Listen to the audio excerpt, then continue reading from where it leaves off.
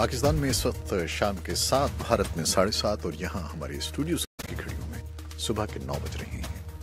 Voice of America Washington کی Urdu service سے ہماری باقاعدہ نشریات کا آغاز ہوتا ہے۔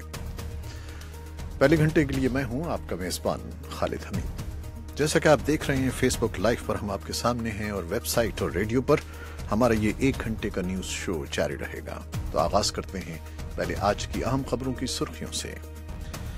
پاکستان کی سپریم کورٹ نے اب سے کچھ دیر پہلے اپنے ایک فیصلے میں نواز شریف کو پارٹی صدارت کے لیے بھی نااہل قرار دے دیا ہے، اور آج اسلام آباد میں پشتون مظاہرین نے یونیورسٹی کے ایک طالب علم کے قاتلوں کی فوری گرفتاری کے لیے مظاہرہ کیا ہے۔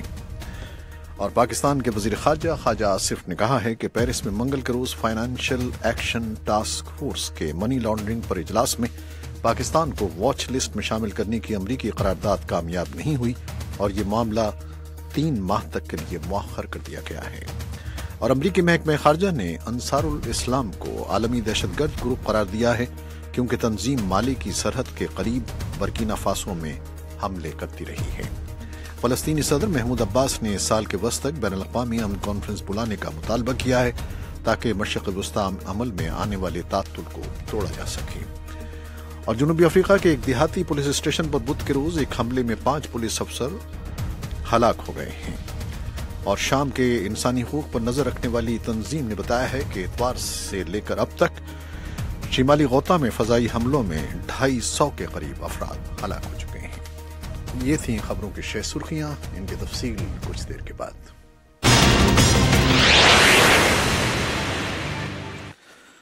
تو سب سے پہلے اسلام آباد چلتے ہیں، جہاں ہمارے نمائندے ہیں محمد اشتیاق، اہل قرار دے دیا ہے۔ جی اشتیاق۔ جی، اب سے کچھ دیر قبل چیف جسٹس ثاقب نثار کی سربراہی میں جو قائم 3 رکنی بینچ ہے، اس نے یہ فیصلہ سنایا ہے، اور انہوں نے اپنے مختصر فیصلے میں یہ کہا ہے کہ جو شخص آئین کے آرٹیکل 62 اور 63 پر پورا نہیں اترتا، وہ کسی جماعت کا صدر بھی نہیں رہ سکتا۔ واضح ہے کہ سابق وزیر اعظم نواز شریف جو ہیں، ان کو 28 جولائی کو گزشتہ سال ایک مقدمے میں جو پاناما لیک سے متعلق تھا، اس میں انہیں نااہل قرار دیا گیا تھا، اور ان کی نااہلی آئین کے آرٹیکل 62F کے تحت عمل میں آئی تھی۔ اور لیکن اس کے بعد گزشتہ ہی سال اکتوبر میں ایک قانون منظور ہوا تھا جس میں جو انتخابی اصلاحات سے متعلق تھا، اور اس میں یہ کہا گیا تھا کہ وہ شخص جو کہ جس کو عدالت نااہل قرار دے چکی ہو، وہ پارٹی کا صدر بن سکتا ہے۔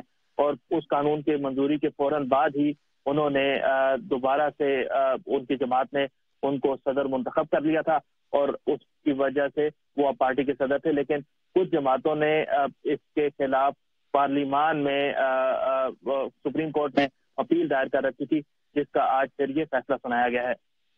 اچھا، یہ بتائیے کہ اگر یہ فیصلہ جو آیا ہے، اس کے تحت نواز شریف کے بحیثیت صدر پارٹی کے جو فیصلے ہیں وہ بھی منسوخ ہو جائیں گے، تو لودھرا کا جو انتخاب تھا اور سینٹ کے جو انتخابات ہونے والے ہیں، ان میں جو نواز شریف نے فیصلے کیے ہیں، کیا وہ بھی کالعدم ہو جائیں گے؟ جی، کیونکہ لودھرا کا انتخاب تو ہو چکا ہے، لیکن جو سینٹ کے انتخابات ہونے ہیں، اور ابھی تک جو قوانین ہے اس کے تحت یہی ہے کہ کسی جماعت کا صدر ہی جو امیدوار ہیں ان کو نامزد کرتا ہے، ان کی نامزدگی کی توثیق کرتا ہے۔ تو اگر اب جب ان کو نااہل قرار دے دیا گیا ہے، تو پھر یہ ایک قانونی سوال ضرور اٹھتا ہے کہ وہ لوگ جن کے ناموں کی توثیق سابق وزیر اعظم نواز شریف نے بطور پارٹی صدر کے کی تھی، اب کیا ہوگا؟ تو بعض قانونی حلقے اس پر تشویش کا اظہار بھی کر رہے ہیں کہ شاید اس سے سینٹ جو انتخابات ہیں وہ ان میں تاخیر ہو سکتی ہے۔ لیکن کیونکہ یہ فیصلہ ابھی آیا ہے، اور اس پر قانونی حلقوں کے ساتھ ساتھ سیاسی بحث بھی ہو رہی ہے، اور کہ آئندہ آنے والے دنوں میں اس فیصلے کے کیا اثرات ہوں گے۔ اب سے کچھ دیر قبل وزیر مملکت برائے اطلاعات مریم اورنگزیب نے اپنے ایک مختصر بیان میں کہا ہے کہ نواز شریف جو ہیں وہ مسلم لیگ نون کے قائد تھے، اور وہ قائد رہیں گے۔ اچھا، اب اس سے ہٹ کے ایک اسلام آباد میں ایک مظاہرہ ہوا ہے، اور یونیورسٹی کے طالب علموں نے ایک طالب علم کے قاتلوں کی فوری گرفتاری کا مطالبہ کیا ہے۔ اس کی تفصیل آپ کے پاس ہے۔ جی، گزشتہ ہفتے کراچی میں ایک طالب علم کی گولیوں سے چھلنی لاش ملی تھی۔ احمد شاہ نامی اس طالب علم کا تعلق قبائلی علاقے باجوڑ ایجنسی سے تھا اور وہ کراچی کی یونیورسٹی میں زیر تعلیم تھے۔ وہ ان کے لاپتہ ہونے کے بعد ان کی لاش ملی۔ اس پر رواں ہفتے باجوڑ ایجنسی میں بھی احتجاجی مظاہرے ہوئے اور وہاں لوگوں نے یہ مطالبہ بھی کیا کہ احمد شاہ کے قتل میں ملوث جو بھی عناصر ہیں ان کو پکڑا جائے اور اس معاملے کی تفتیش کرائی جائے۔ اسی سلسلے میں آج اسلام آباد میں نیشنل پریس کلب کے باہر بھی ایک احتجاجی مظاہرہ ہوا جس میں باجوڑ اور قبائلی علاقوں سے تعلق رکھنے والے نوجوانوں نے شرکت کی اور ان کا یہی مطالبہ تھا کہ احمد شاہ کے قتل کی تفتیش کرائی جائے اور اس معاملے کی تہہ تک پہنچا جائے۔ واضح ہے کہ اس سے قبل جنوبی وزیرستان سے تعلق رکھنے والے ایک نوجوان نقیب اللہ کو کراچی میں ایک مبینہ پولیس مقابلے میں قتل کیا گیا تھا، جس کے بعد قبائلی جو جنوبی وزیرستان سے تعلق رکھنے والے قبائلی حمایتین اور دیگر جو لوگ تھے انہوں نے اسلام آباد میں 10 روز تک احتجاجی دھرنا دیا اور وہ دھرنا اس بنا پر ختم ہوا جب وزیر اعظم شاہد خاقان عباسی نے ایک تحریری یقین دہانی ان کو کروائی کہ ان کے قاتلوں کو پکڑا جائے گا۔ بہت شکریہ اشتیاق آپ کا۔ تو یہ ہمارے نمائندے تھے اسلام آباد میں محمد اشتیاق، جن سے ہم ان خبروں کی تفصیل لے رہے تھے۔ اب کچھ مزید خبریں۔ پاکستان کے وزیر خارجہ خواجہ آصف نے کہا ہے کہ پیرس میں منگل کے روز فائنینشیل ایکشن ٹاسک فورس یعنی FATF کے منی لانڈرنگ پر اجلاس میں پاکستان کو واچ لسٹ میں شامل کرنے کی امریکی قرارداد کامیاب نہیں ہوئی اور یہ معاملہ 3 ماہ تک کے لیے مؤخر کر دیا گیا ہے۔ ایک ٹویٹ میں خواجہ آصف نے کہا ہے کہ ہماری کوششیں رنگ لے آئیں اور یہ کہ ہم دوستوں کے شکر گزار ہیں۔ بتایا جاتا ہے کہ اجلاس نے مزید رپورٹ کی فراہمی کے لیے کہا ہے اور یہ کہ اس معاملے کو 3 ماہ تک کے لیے مؤخر کر دیا گیا ہے۔ امریکی محکمہ خارجہ نے انصار الاسلام کو عالمی دہشت گرد گروپ قرار دیا ہے کیونکہ تنظیم مالی کی سرحد کے قریب برکینا فاسو میں حملے کرتی رہی ہے۔ انصار الاسلام کے حملوں میں دسمبر سن 2016 میں برکینا فاسو کے فوجی اہلکاروں پر کیا جانے والا حملہ شامل ہے، جس میں 12 فوجی ہلاک ہوئے جو کہ برکینا فاسو کی فوجوں کے خلاف مہلک ترین حملوں میں سے ایک تھا۔ اس بات کا اعلان محکمہ خارجہ کی جانب سے منگل کو جاری ہونے والے ایک بیان میں کیا گیا ہے۔ انسانی حقوق پر نظر رکھنے والے عالمی ادارے نے امریکی فوج اور افغان عہدیداروں سے کہا ہے کہ ان الزامات کی فوری تحقیقات کی جائیں کہ مقامی فورسز نے جنوبی قندھار صوبے میں طالبان کے خلاف کارروائیوں میں شہریوں کو فوری عدالتیں لگا کر موت کی سزائیں دی ہیں۔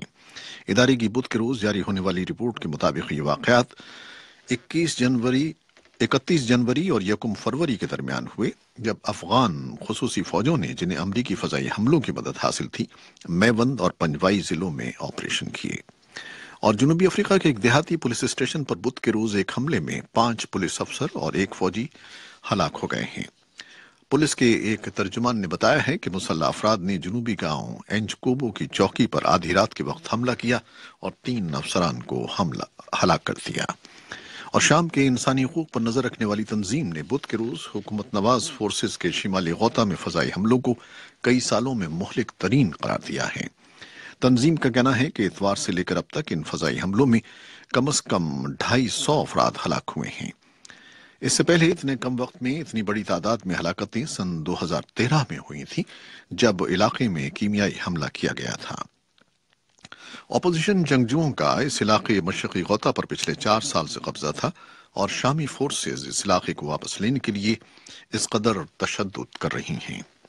اور فلسطینی صدر محمود عباس نے اس سال کے وسط تک بین الاقوامی امن کانفرنس بلانے کا مطالبہ کیا ہے تاکہ مشرق وسطی امن عمل میں آنے والا تعطل توڑا جا سکے۔ اسرائیل فلسطین تنازع پر منگل کے روز اقوام متحدہ کی سلامتی کونسل کے ماہانہ اجلاس سے خطاب کرتے ہوئے صدر عباس نے کہا کہ تعطل کا سامنا ہے۔